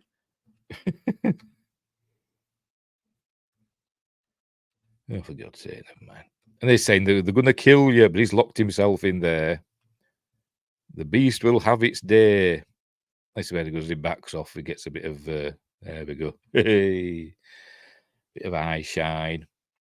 But he's locked himself in there, so he's safe now. But then the moon's out. See, he can't see the moon. He's underground, isn't he? Unless there's a skylight or something. So he doesn't have to see the moon to transform. As we see, he's starting to go, look. And so we get some CG transformation. I presume there's some practical in there somewhere. There's got to be, haven't there? But it seems mostly CG, like that. There you go. That's CG, isn't it? Why couldn't they do it practical? Like they did in American Werewolf in London.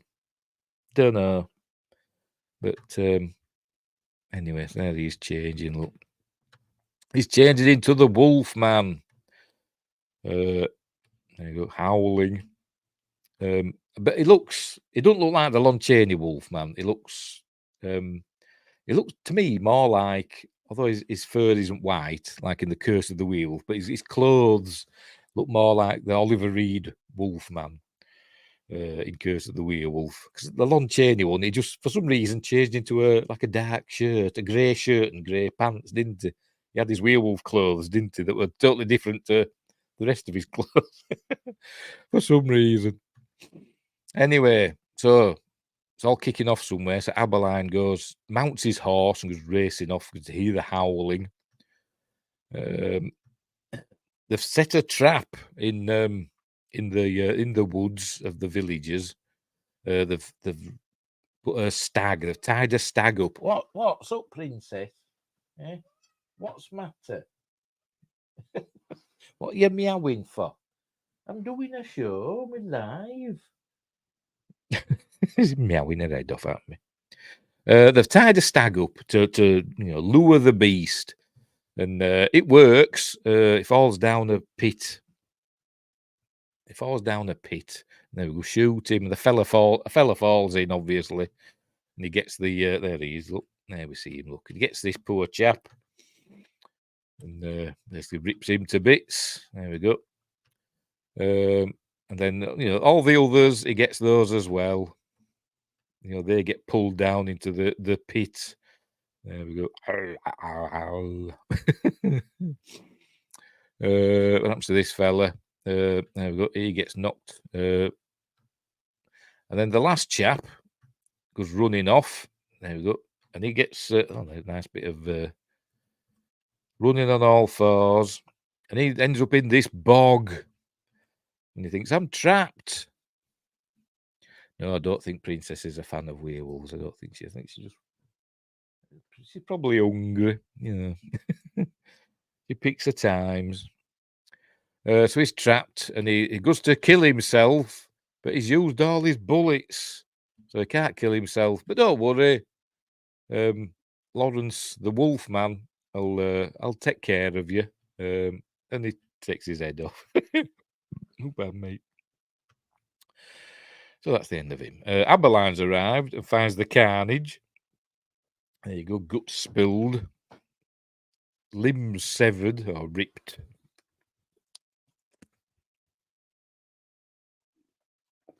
Hey dear. So I was wondering what's going on. It's obviously not the bear. I think they've ruled out the bear now, haven't they? So who's this? Who's this now? Some chap with a some old fella with a shotgun. Oh, it's him, isn't it? Don't know who he is. We saw him earlier on bad mouthing Lawrence's mother. He's obviously going to get got. Oh, Dr. Lloyd, that's who it is. Oh, there he goes. As he shoots, he's illuminated in the shotgun blasts. Right. Next day, The Bear is a good show. I've not seen it. It's on Paramount, I think, isn't it? Is it? Or is it on Disney? It's on Disney, isn't it? Or it might be Hulu for you. I don't know. It's on Disney Plus over here. Yes, I've seen it, in the caption things, advertised. I've not watched it. I watched Pinocchio. Speaking of Disney Plus, I watched Pinocchio last night. Anyway, the original. Right, next day. Just bear with me. What you doing? You want feeding or do you want to go out? She's not talking to me. Just bear with me. I'll go feed. Just bear with me. Hey, where's my little back soon thing? I'll play the... Oh, no, because it doesn't last long enough. There we go.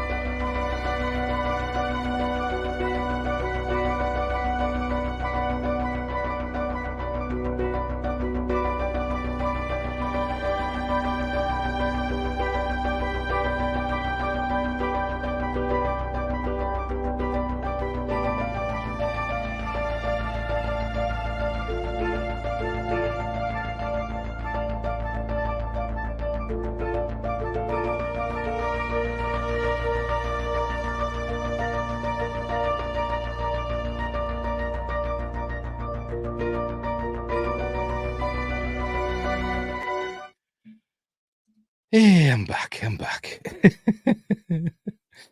I'm back.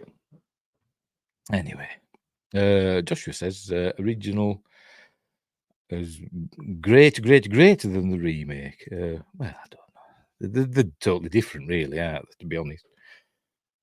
They're totally different. I like them both. Anyway, next day he wakes up covered in blood and his dad's standing there saying, "Oh, you've been naughty. Oh, you have been naughty. Now they're coming for you." And as he comes out of his little radio, he's been sleeping. And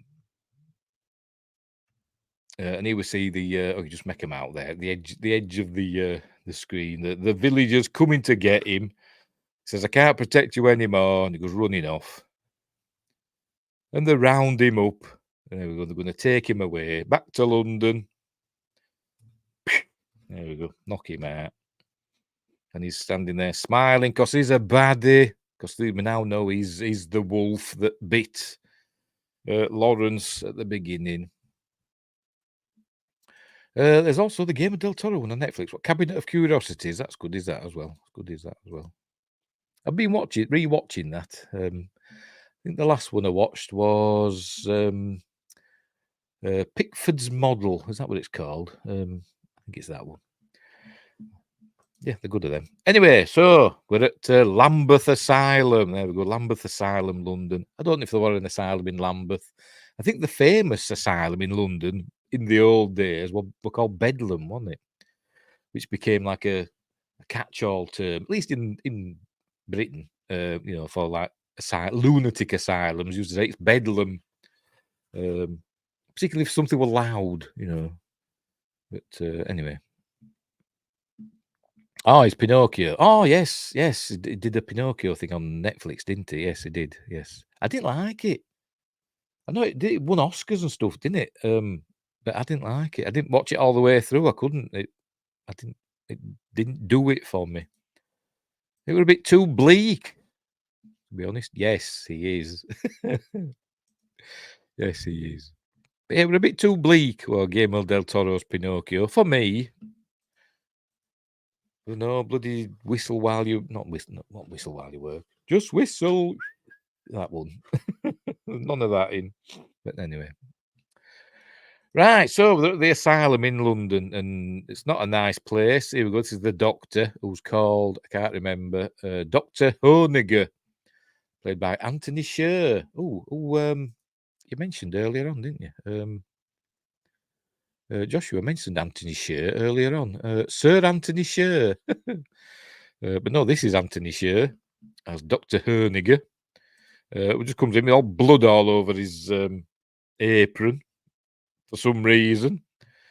Here we go. It says, "I'm so unhappy to see you again, or sad to see you again, Lawrence, after all these years." So obviously he were there as a kid, and they're supposed to be, helping treat, mentally ill patients. They're not. They're just torturing them, which is what they're going to do here now. They're going to dunk him in ice water. I think because he's got his injuries from his capture, and they're just going to dunk him. There you go. And they're just taking glee in it because they're evil. There we go. And then they're giving him injections. And then we get another, like a montage, another passage of time where they keep giving him these injections and dunking him and doing all this stuff. And So like another month's gonna go by in it basically. He's drifting in and out of consciousness, seeing the other patients. What's happening here? Oh, there's dreaming. Him being on stage holding somebody's head. That's where he's. I'm not going too far.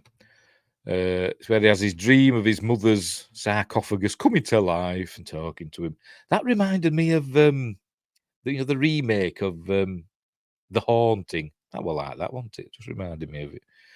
Which were rubbish. Then there's another dream. This is a little bit, kind of, not quite, but a little bit reminds me of American Wolf in London, with the double dream, although it's not, but where David's having the dream of, the Nazi werewolves, and then he wakes up and Nurse, what's her face, opens the curtains, and then one of them Nazi werewolves gets her, and then, it was a dream in a dream. This is a little bit like that, but no. She's there. She says she's there to take him away, and then he sees in the mirror he's the werewolf, and then she says it's not real, and then the werewolf comes out of the shadows again for a double jump scare. There we go. Then he wakes up, and then we learn that hang on. Must be Vannacuts from 99 House on Haunted Hill ancestor, eh? I don't know. I don't know. I've seen that House on Haunted Hill, but I can't remember Vannacut. You know what I'm like. You know what I'm like. I'm hopeless at remembering stuff. That's one we might do. I was thinking of doing a double bill of the original House on Haunted Hill. Oh, meaning Honigger. Oh, right. Yes, I know what you mean now. Yes, it was.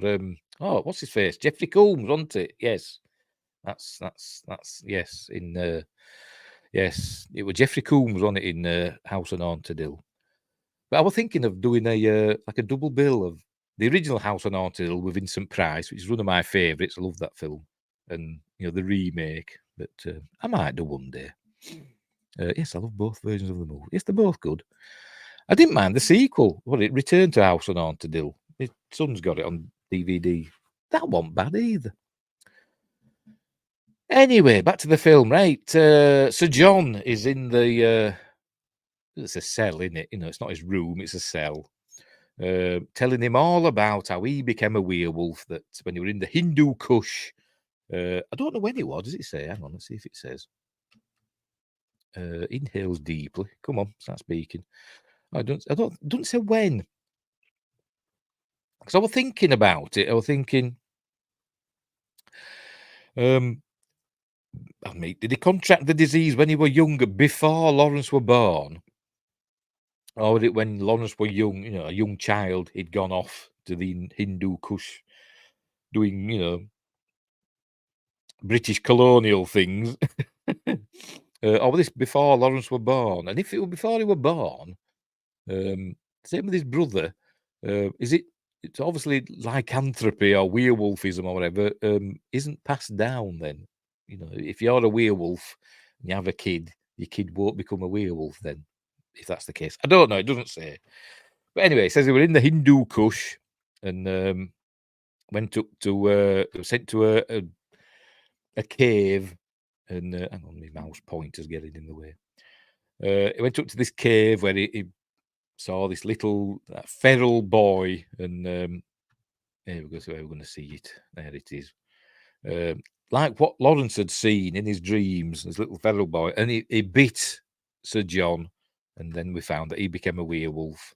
And he shows his little bite. Oh, never mind. There we go. Shows his bite mark on his arm, and he found out that he was a werewolf. And this is where he's now remembering is Lawrence, that there we go. It was his dad that killed his mother. And he says, "You killed my mother." He said, "Yes, I suppose I did." That's what he says.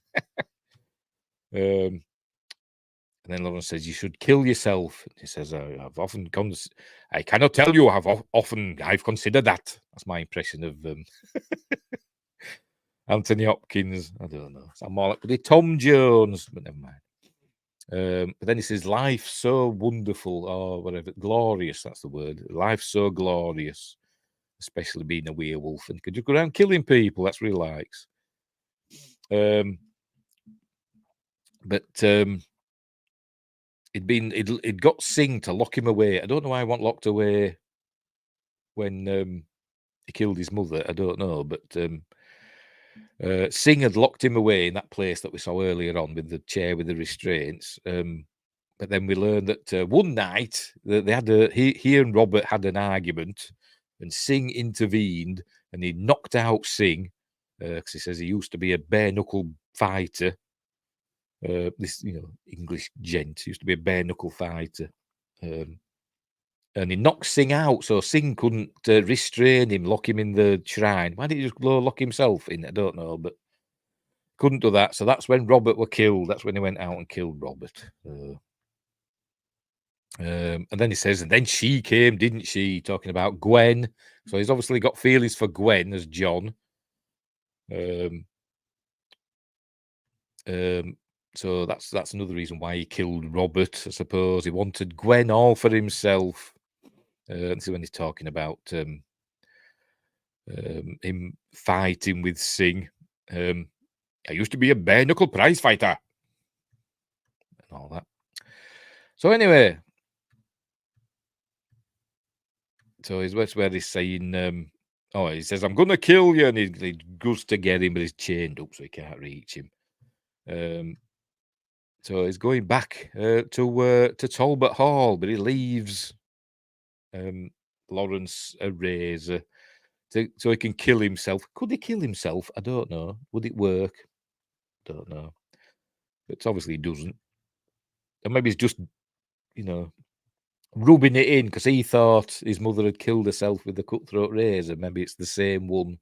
I don't know. But anyway, so he goes playing his mouth organ as he's going down the corridor for some reason. That was Anthony Hopkins' idea. He just took a mouth organ in a harmonica and just started playing it as we were walking down the corridor. Right. This is the big transformation scene, which should be the biggest scene in the movie, the main one, which, spent all the money on, and they just made a mess of it, basically, but never mind. This is Dr. Hoeniger,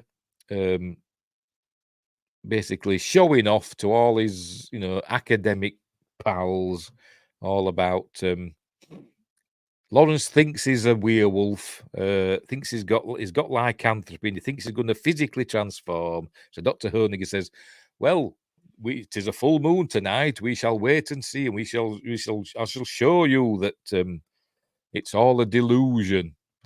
He says I have more chance of sprouting wings and flying through that window as he has of turning into a wolf. Yes, yeah. Oh dear. But obviously that's not what happens. As they all watch. You were not bitten by a werewolf, and more that I will sprout wings and fly out of the window. And then they're all giggling. And there you go. They take away his gag, and he says, "You've got to kill me." And they say, I will kill all of you. Just overacts a little bit. And they're all laughing. Then the moon appears. But we know it doesn't have to appear because they were underground only the previous time. And they couldn't have seen the moon. But anyway, whatever. Maybe, as I said, maybe there was a skylight that I didn't notice.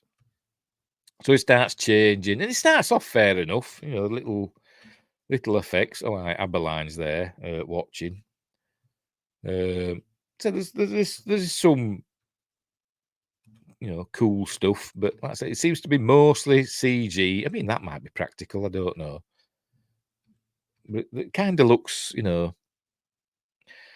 and at least enhanced with CG, and a bit over enhanced. You see, that looks, I mean, for all we know, it could be an animatronic head that they've just CG'd up, but it just makes it look less real in my opinion. But I don't know because, as I said, they didn't go into it in the making of stuff. That one guy didn't look so sure about this. No, and neither did. Well, they all don't now, do they? And that what's his face? Dr. Hoeniger's still talking away, and they're like saying "Doctor" and pointing and stuff. And he's there. He's like, but that's it. It's not the best. It's not the best. Kind of reminiscent, to be honest, of American Werewolf in Paris, isn't it? To be completely honest. And that came out, what, 11 years before this or something like that, didn't it? Anyway. So he's changed into a werewolf and they're all screaming. Oh, sorry, the Wolfman, and he breaks out of his chair. They're all running for the door. There he goes, getting people up. The blood's spraying up. Look. They can't get through the door, and he tries his key, does the doctor, and he can't get it in, and he's hammering on the door. And then we see Marcus Brigstock, who's a popular, I think it's Marcus Brigstock. Let me check now. I've got to check now. Marcus Brigstock. I hope it is. Now I've said that. It looks like him. I bet it ain't, you know, because I've said that.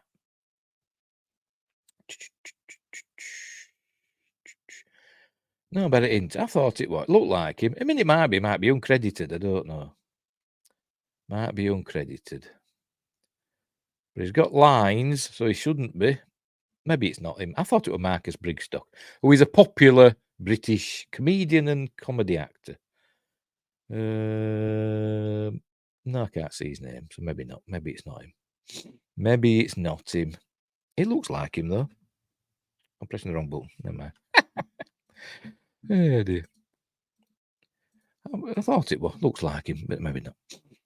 Fun movie, but bad CGI. American Werewolf in Paris. I like American Werewolf in Paris. I think it's okay. Yeah, the CGI is iffy, isn't it? But you know, but it's fun. It's fun. Right, so there you go. He rips out this fella's liver by the looks of it, and smashes the door. Oh, and he gets thrown out the window. There you go. The Wolfman grabs hold of him. Remember, he'd said, I've got more chance of sprout wings of flying through that window. So Lawrence makes his dream come true, and he goes onto the railings. Yummy.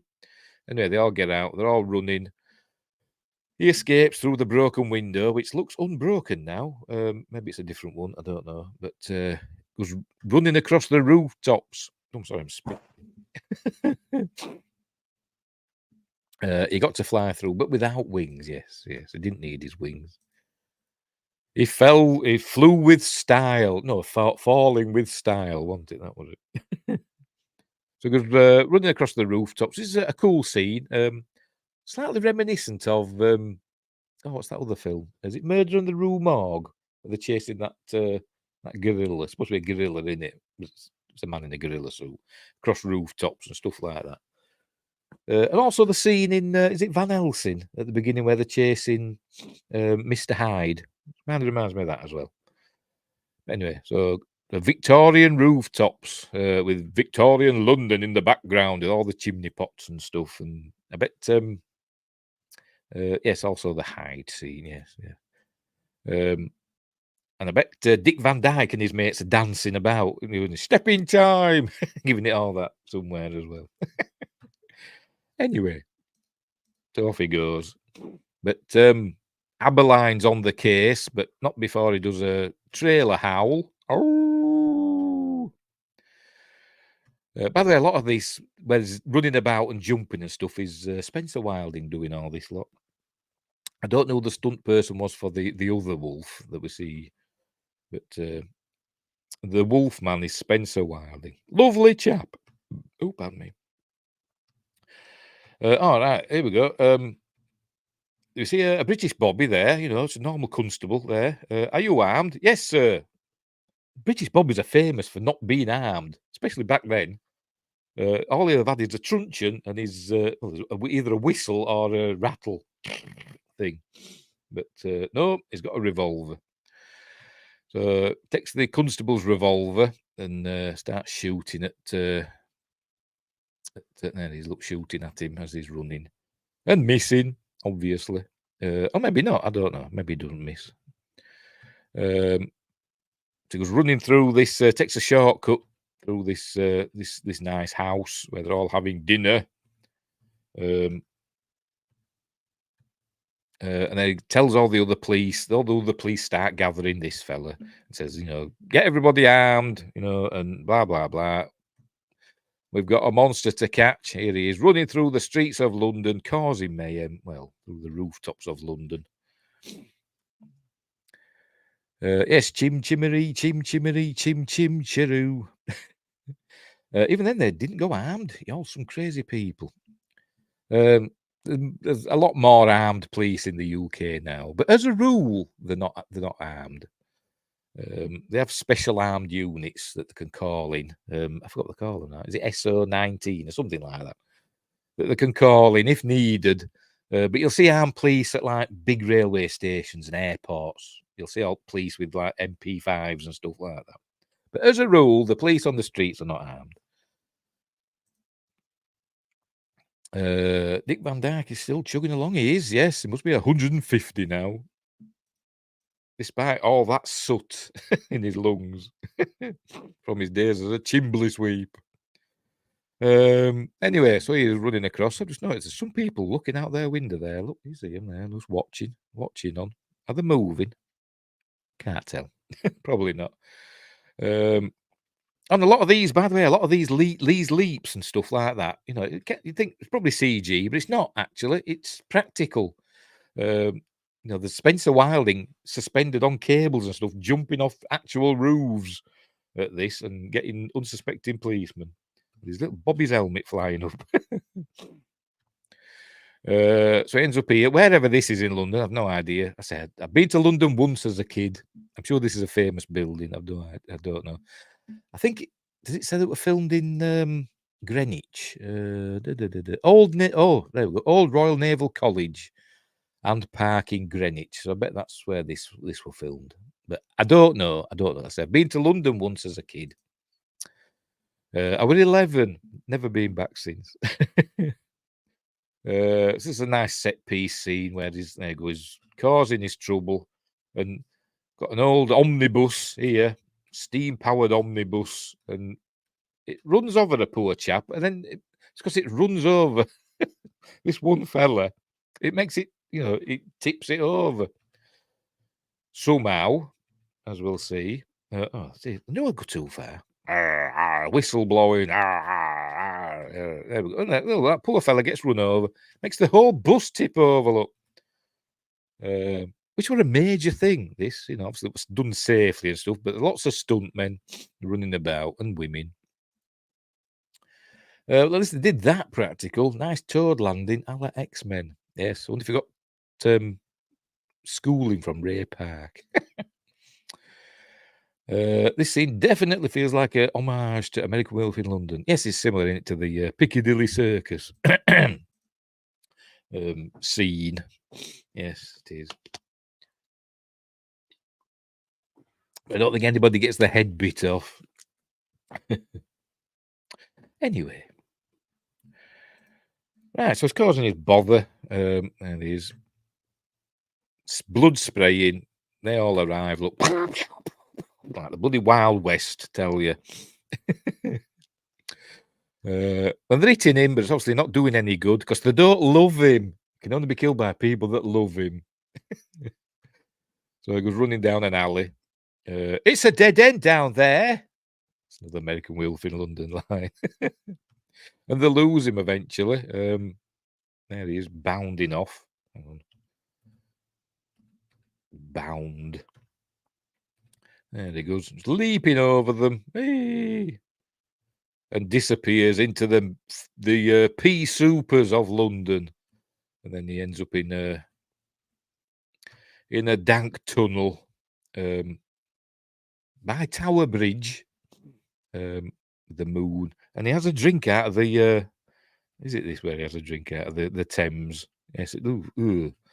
I wouldn't drink out of the Thames, not even now, to be honest, but back then, especially not. It was super polluted, especially at the height of the Industrial Revolution. I bet it didn't look like that either. I bet we're all bloody foam and I bet it were horrible. And sewage. But anyway. Anyway, next day wakes up. Back as a human again. There he is. All covered in blood. Still looking for him. Look, start checking the docks. And somehow he knows. Maybe she told him. I don't know. But he knows where Gwen's antique shop is. As we'll see in a minute. Here she is. Look, it's raining because it's London. As we see there, got William Conliffe Antiques and tapestries and carpets, and it says what is it, antiques. And I can't read what that is. Objet d'art, probably. But she must have told him where it is, because he's there. She's gone in. Has she opened up, or is she just there? I don't know. Is the shop open? But he's there hiding. There he is. And this is where he tells her that it's his dad, John, that is the original werewolf, and he killed Ben, and he killed his mother, and all that. And she gives him some clothes and sees to him, and this is where they fall in love properly. Oh, pardon me. And he says he's got to go back there, and deal with it all. He says, "Don't go, stay with me.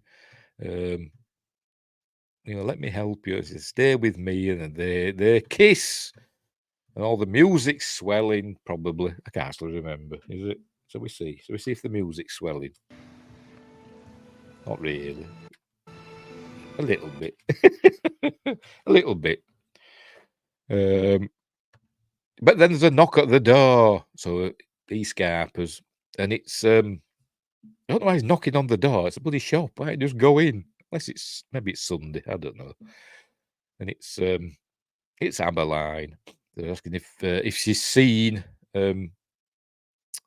Lawrence, and she says no. She's not seen him. And he shows the local newspaper, the Daily Graphic, an illustrated newspaper. Price 1 penny. See if there's a date on it. Can't see. Escaped lunatic at large. Dozens killed by monster. Cool. Obviously, they didn't have. They did have photographs, but was it really easier to get somebody to draw a picture of adamant and shenanigans in London? Anyway. There you go. You'll think you can save him, but you can't. I must insist you come with me. Oh, either drag her out and throw him in the back of a Black Mariah. That's what they call them. Because he thinks he's hiding there, and he shoots at a mirror. He thinks he sees him behind a mirror. He says, "Come out!" There we go. And he shoots the mirror, and it's not actually. It's not actually there. It's a statue of a Mr. Tumnus or whatever the hell it is. It's a fawn thing, isn't it? Whatever. Did John say why he killed his wife? Was it the beast? I don't know. That's what I said earlier on. I maybe he couldn't help himself, but maybe it had happened. Maybe it was the first time he'd changed. I don't know when he became the werewolf. It doesn't really say. I don't think, unless I missed it. As I said earlier, I don't know if he'd become. If he were bitten by that kid in the cave when he were younger before he got married, or did it happen when his kids were little, and he'd gone away to the Hindu Kush? As I said, doing British colonial stuff, and then come back and changed and couldn't help himself and killed his wife. I don't know. It doesn't really say. But then obviously at some point after that, Singh had started locking him up, on the full moon. But anyway. So yes, I don't know. I don't think it says. Not that I noticed. Anyway, so he's got away as Lawrence, and he's got some new togs and a top hat, as we see in a minute. This woman's looking at him suspiciously. Because Lawrence Talbot is still missing. Come and get it. Read all about it. All that. That's this little kid. And there he is with his London After Midnight uniform on. Yeah, there he is. Lawrence Talbot still missing. Globe. Please scour London. So he buys all these kids' papers, because this kid must be the only paper boy, selling newspapers in London. So he buys all the kids' newspapers. As you see, look, gives them some money and then takes them all. Because there's just that one kid selling newspapers in London. Anyway, obviously that woman that had seen, we saw her watching, she must have got in touch with the police, says, I think I've seen him down the Old Kent Road or whatever. And so they're following him, I suppose. I don't know. Meanwhile, Gwen's looking up lycanthropy and stuff. What does it say? I'm not going to read all this. Almost the sole distinguishing feature. In another... I can't be bothered.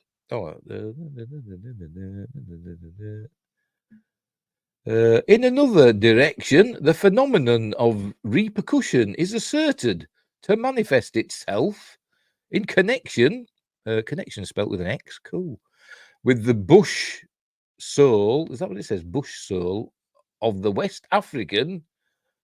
I can't really read it. Never mind. So she's reading up about that, and she's thinking she can save him because she thinks it's just some, psychological affliction he's got. Anyway, so Lawrence is heading out of London now. It's a long walk. It is Lawrence, isn't it? Yes, it is. They've got a long walk ahead of him.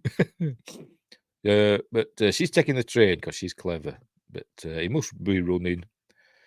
He's on horseback and on foot, and she's on horseback, and what's going on?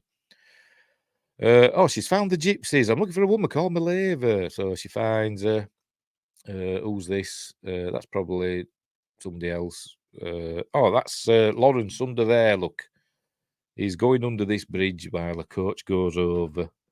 Who's in the coach though? Can't remember. Maybe nobody. To Blackmoor, 16 miles. Who's this? This is Aberline, I think. Putting his, I think he's got silver bullets in there, I think. Is it? You're going to show us him? Yes, it is. It is him. I think he's got silver bullets. So they all arrive in Blackmoor. What's she doing? She's found Mileva's found her. So they're all talking about, I think she tells her that only somebody that loves him can kill him and all that. Just tell me what to do. What does she say? Will you condemn him? Yes, and whatever. Blah, blah, blah. And then she says, may the saints protect you. So anyway, so she doesn't really help. Right. So all the police arrive now in the pub, and he's handing out bullets and stuff and telling them where to go and stand guard. And he tells them if Lawrence Talbot appears, don't speak to him, just shoot him on sight, kill him. Right, Lawrence has arrived finally. Has he walked all that way? It'd take days, wouldn't it? Anyway, weeks even. Anyway, it's finally arrived. And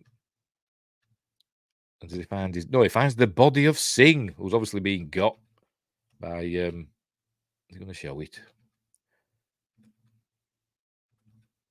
No, never mind.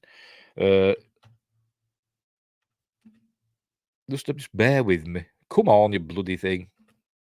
There we go. Finds the body of Singh. So looks like the beast, John's killed him and just left him on a hook or something. And he's got this key around his neck. Presume it's for the restraints. No, before his silver bullets, won't it? That'll be what it's for. And his shotgun and all that. So he takes that. She's heading up to. It says Carter hasn't reported back. Carter was the one that he sent to check out Talbot Hall or Talbot Manor or whatever the hell it's called. And he hasn't reported back, so they're going to go and see to him. She overhears that, so she sets off as well. She's on horseback, so she'll get there first. But meanwhile, Lawrence is going and getting Singh's silver, not bullets, are the shotgun shells, aren't they? So there we go. He's looking for his dad, and his dad's playing piano somewhere. Not yet. We're gonna have some jump scares first. No, he's walking around the house looking for him. There we go. And his dad's downstairs playing the piano. Here he is. We'll get there in the end. Oh, and we see this is Carter, one of the policemen. John's killed him. He's playing the piano. As we saw him tinkling the ivories, we could see he had blood on his fingers, and they're all blood on the keys and stuff. I'm no more worthy to be called thy son. All that talking is doing his Anthony Hopkins impression. So he tries to shoot him, and he just stands there ready to accept his fate, and he even lifts the barrel up to his face, and he pulls the triggers, but nothing happens. And he says he took emptied the shells many years ago or whatever. So that's when they start fighting. So he starts whacking him. He's got the silver top cane now, by the way. We didn't see where he got it from, because we saw Lawrence with it earlier, Max von Sydow give him it earlier on, but I don't think we saw him. I don't think we saw Lawrence give it to John, give it to his dad, but he has got it somehow. So he starts hitting him with it and all that, and drawing blood. But obviously Lawrence knows it's got a sword in it. Remember, but if that scene with it earlier with Max von Sydow were cut from the theatrical version, we wouldn't have known that he knew that it had a sword in the hilt. But anyway, there we go. Though it starts changing now because the moon's come out, so he's starting to change now, and obviously there's going to be two werewolves fighting. Here he goes. Look. As I said, they could have done better with the transformations, with it being Rick Baker. But never mind. It's a bit disappointing. This is Gwen on her way. Right, so he's changing now. He's changed already. I don't know if this is Anthony Hopkins in werewolf makeup. I don't know. I think for some of the Benicio Del Toro, so it is him. But for that stunts and stuff, where he's leaping about, that's Spencer Wilding. I don't know if this is Anthony Hopkins or just somebody else, because it doesn't really matter, does it? I mean, it might be. I don't know.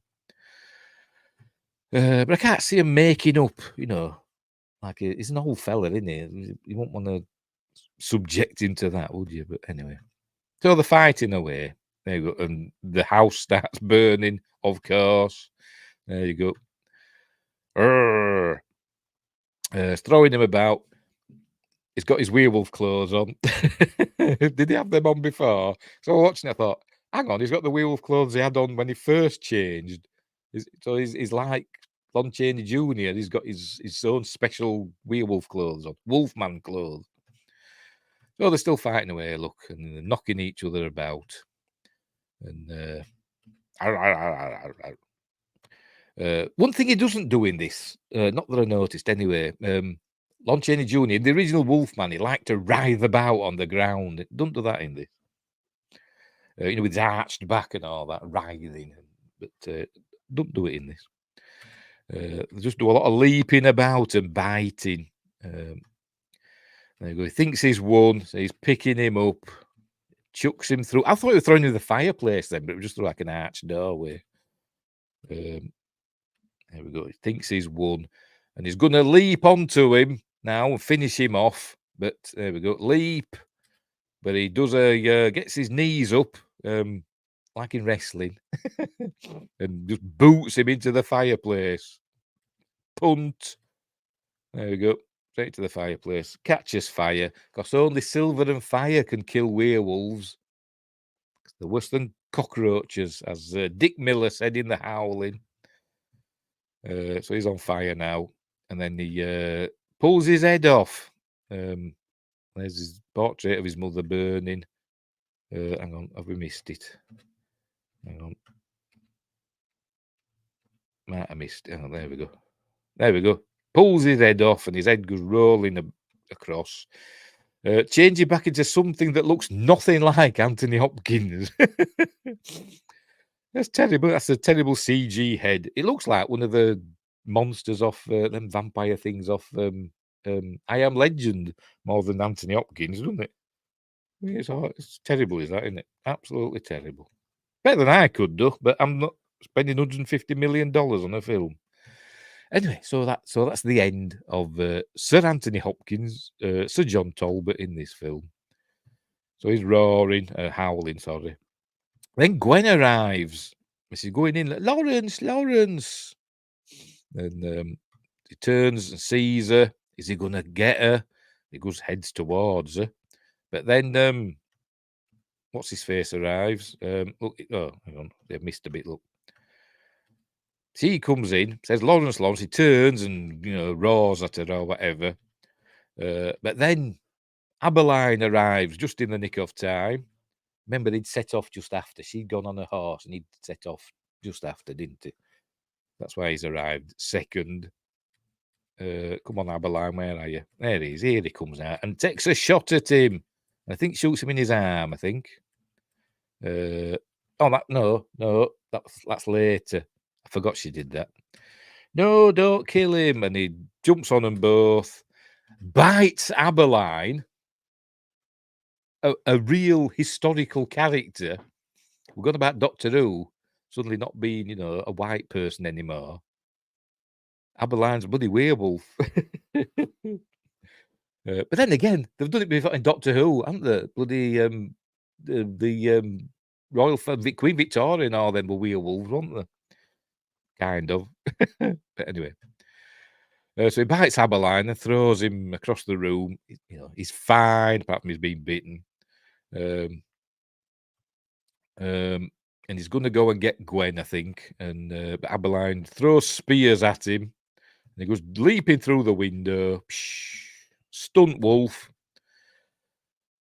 Is this Gwen? Is this Abeline? This is Abeline. And Abeline picks up the silver top cane. Don't think he uses it though. Could be wrong.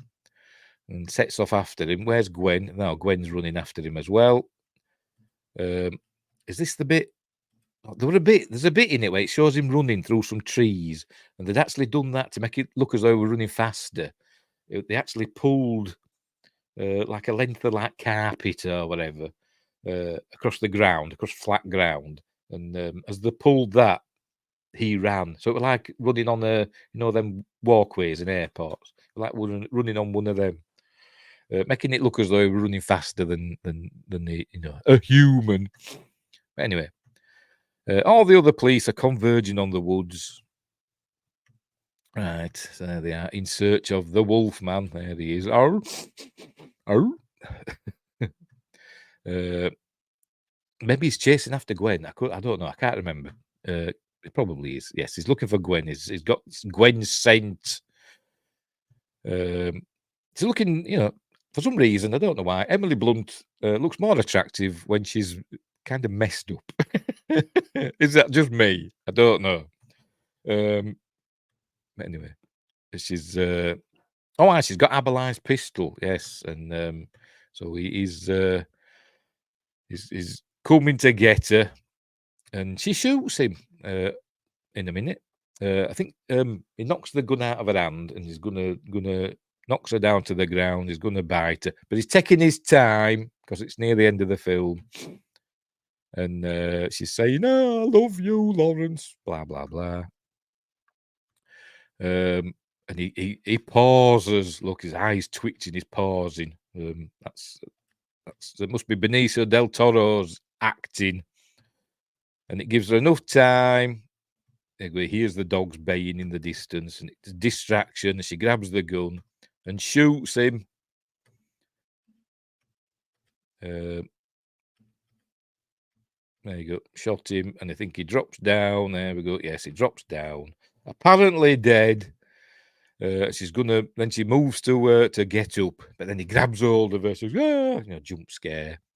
But he's dying, and he changes back into Benicio Del Toro. There we go. Rob Bottin did it better in The Howling. Sorry, he did. Hand transformation in you can't see for that, and it's all giving it all that and changing from a claw into a hand. It looked cool in The Howling, but anyway. So he changes back, and then they say their love for one another, blah blah blah, and then he dies. There we go. So he's dead. Lawrence is at peace. Yes, it was beauty. It was beauty killed the beast. King Kong. But anyway, so he's died. But then we get here we go. We see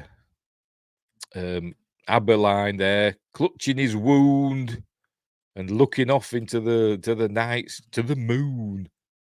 Beware the moon, lads. There we go. And then I think we hear a howl. Then we get a voiceover from Gwen as the house burns. I don't think they're really burning down Chatsworth House. I've got a voiceover from Gwen saying, is it a beast or a man, or is the man in the beast or whatever, something like that. I can't really remember. Hang on, I'm gonna have to look it up now. Bloody hell! Hey, I can't. Never mind.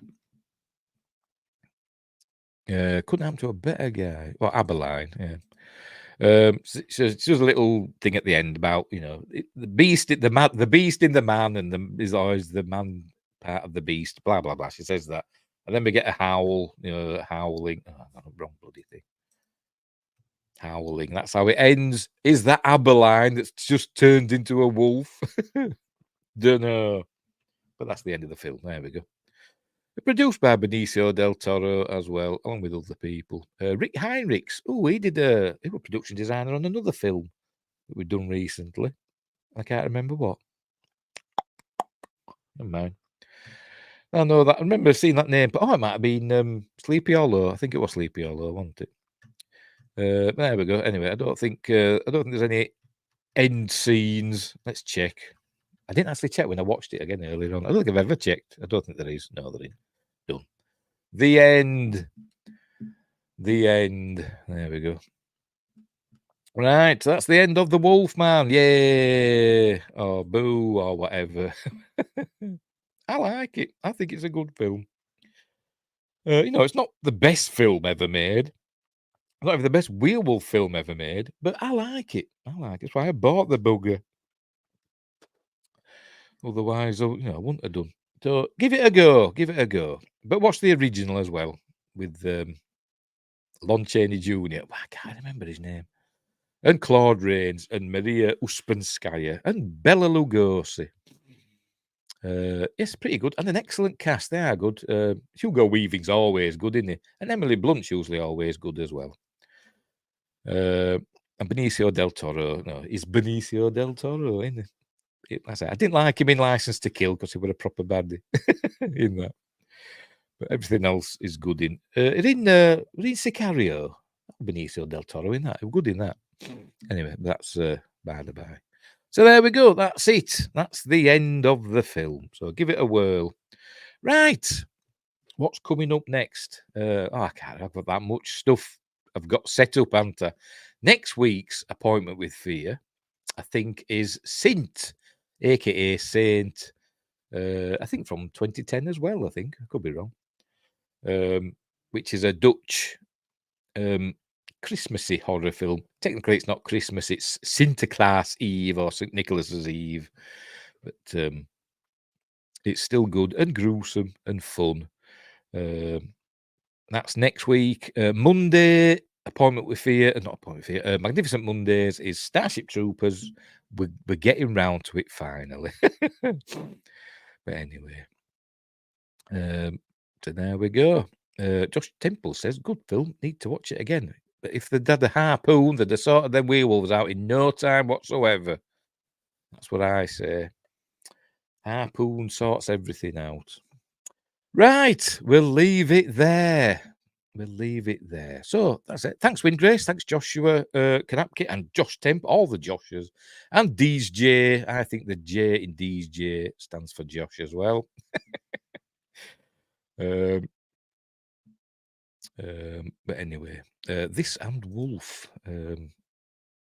The films. Need to watch it again. This and Wolf. Yes, a silver harpoon.